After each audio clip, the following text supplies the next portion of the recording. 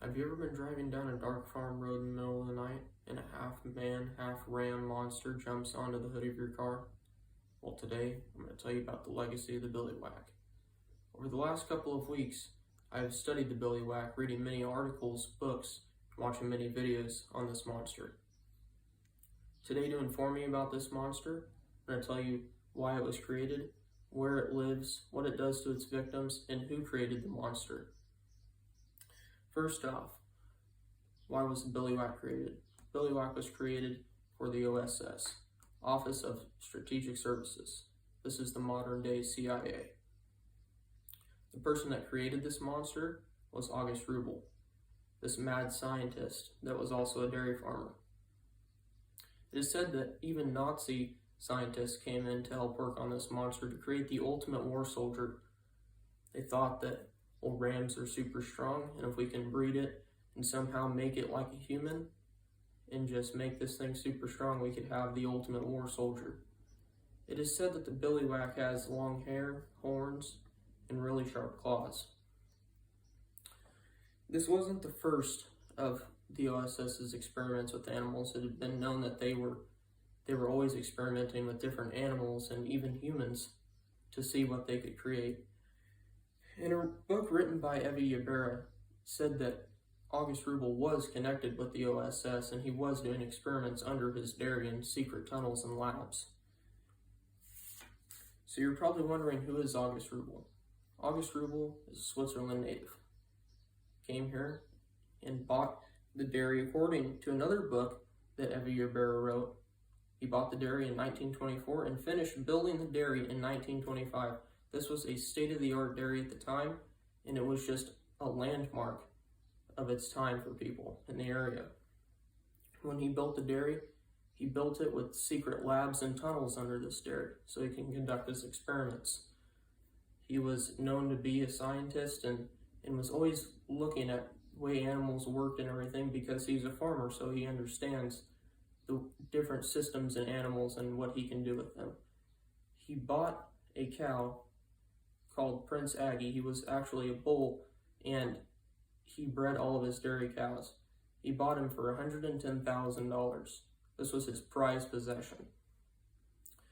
Eventually, Prince Aggie died. People expect that it was some sort of poison that killed him, but other people say it was a twisted intestine. Nobody ever really will know, because back then they didn't have the technology, and they might have not even thought about trying to cut him open and see what happened exactly to this animal. After the cow died, August Rubel fell into financial hard times. The dairy eventually got sold to another family that was running it just as a regular dairy. August Rubel went back into the service and eventually died when the ambulance that he was driving hit a German landmine, so he could not further push on his experiments. So where is the Billy Whack now, and what does it do to its victims?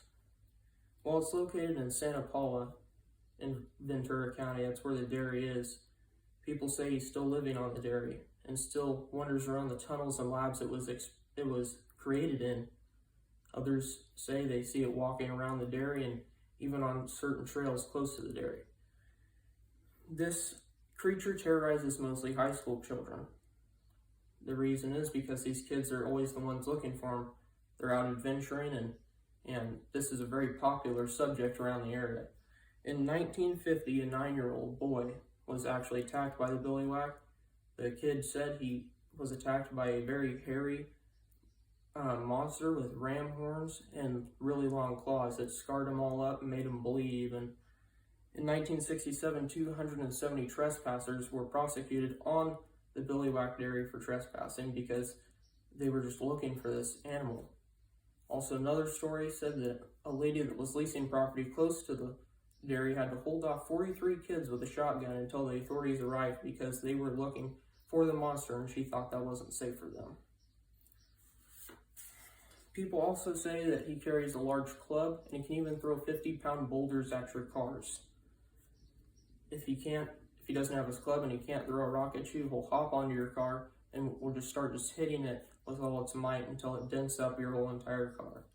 It just doesn't want to be messed with, and that is known. He makes it known.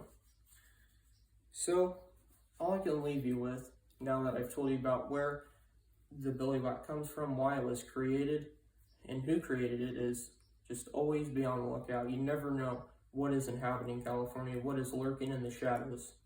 So just always keep that in mind, and always keep in mind that the Billy Whack is out there, and it could be coming after you if you're not careful.